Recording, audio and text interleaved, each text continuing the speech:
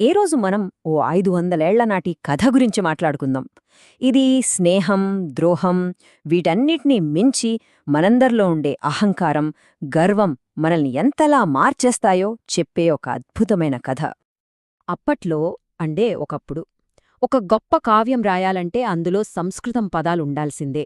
అదొక పద్ధతి. కాని ఒక కవి మాత్రం లేదు, నేను అలా రాయను అన్నారు. ఆ సంప్రదాయాన్ని పక్కనపెట్టి కేవలం మన తెలుగు, అచ్చ తెలుగు మాటలతోనే ఒక కావ్యం రాసి అందరినీ ఆశ్చర్యపర్చారు. అలా ఆయన తీసుకున్న ఆ ఒక్క సాహసోపేతమైన నిర్ణయం తెలుగు సాహిత్యంలోనే ఒక అద్భుతమైన, ఒక ప్రత్యేకమైన కావ్యానికి ప్రాణం పోసింది. మరి ఆ కవి ఎవరనుకుంటున్నారు? ఆయనే పొన్నగంటి తెలగన.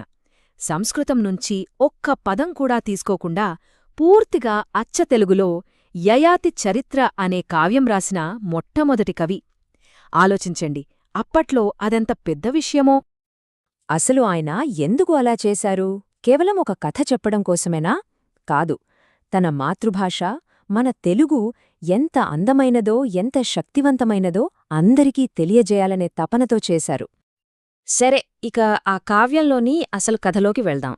కథేంటంటే చాలా భిన్నమైన నేపథ్యాల నుంచి వచ్చిన ఇద్దరు అమ్మాయిల స్నేహం గురించినది. ఈ కథలో ఇద్దరు ప్రాణస్నేహితులు ఉంటారు. ఒకరి పేరు దేవయాని, మరొకరి పేరు శర్మిష్ఠ.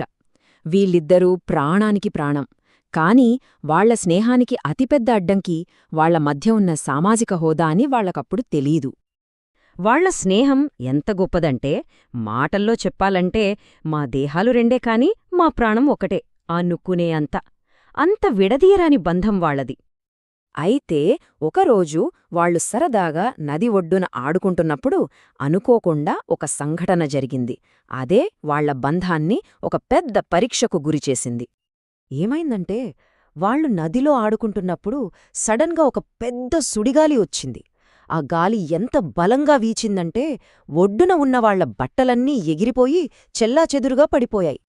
ఇక ఆ హడావిడిలో, కంగారులో ఏం జరిగిందంటే, ఒకరి బట్టలు మరొకరు వేసేసుకున్నారు. చూడ్డానికిది చాలా చిన్న పొరపాటే కదా. కాని సరిగ్గా ఈ చిన్న పొరపాటే వాళ్ల మధ్య అహంకారమనే నిప్పుని రాజేసింది. వెంటనే శర్మిష్ఠ రాజరికపు గర్వం కట్టలు తెంచుకుంది. దేవయాని హోదాను కించపరుస్తూ చాలా దారుణంగా మాట్లాడింది. తన ప్రాణస్నేహితురాలి నోటివెంట అంతటి మాటలు వచ్చేసరికి దేవయాని షాకయింది. మన స్నేహమేదా అంటూ కాస్త బుద్ధితో ఆలోచించమని చెప్పింది. కాని ఆ వాదన అక్కడితో ఆగలేదు, ఇంకా పెద్దదైపోయింది. దెబ్బతిన్న అహంకారం, గాయపడిన మనసులు చివరికి ఒక దారుణమైన పనికి దారితీశాయి. ఆ కోపంలో శర్మిష్ఠ ఏం చేసిందో తెలుసా? తన కంట్రోల్ మొత్తం కోల్పోయింది. కళ్ళెదురుగా ఉన్నది తన ప్రాణస్నేహితురాలని కూడా మర్చిపోయి దేవయానిని పక్కనే ఉన్న ఒక పాడుపడ్డ బావిలోకి తోసేసింది. అంతే, ఆమె చనిపోయిందని అనుకుని అక్కడ్నుంచి వెళ్ళిపోయింది. అంతే, అంతటితో అంతా అయిపోయింది. ఒకప్పుడు విడదీయలేమనుకున్న ఆ స్నేహం ఒక్క క్షణంలో అద్దం పగిలినట్టు ముక్కలైపోయింది. అహంకారం గెలిచింది, స్నేహం ఓడిపోయింది. సరే, ఈ కథ జరిగి 500 ఏళ్లు దాటిపోయింది. అచ్చ తెలుగులో రాసిన ఈ కథ ఈరోజు మనకి ఏం నేర్పిస్తుంది? మనమేం తెలుసుకోవాలి? దేవయాని, శర్మిష్ఠల కథని చూస్తే మనకొక విషయం చాలా స్పష్టంగా అర్థమవుతుంది. అదేంటంటే, గర్వం, అహంకారం ఎంత వినాశకరమో, ఎంత బలమైన బంధాలనైనా అది ఎలా నాశనం చేయగలదో ఈ కథ మనకొక హెచ్చరిక లాంటిది. ఇక్కడ పొన్నగంటి తెలగనగారి గొప్పతనమేంటంటే, ఆయన సంస్కృతం లాంటి కష్టమైన భాషను వాడకుండా సులభంగా, స్వచ్ఛమైన తెలుగులో మనందరికీ అర్థమయ్యేలా ఒక శాశ్వతమైన పాఠాన్ని చెప్పారు. చివరగా ఈ కథ మనం ముందు ఒక ప్రశ్న నుంచి వెళ్తుంది. మన స్నేహాన్ని, మన బంధాలని, హోదా, గర్వం లాంటి వాటినుంచి ఎలా కాపాడుకోవాలి?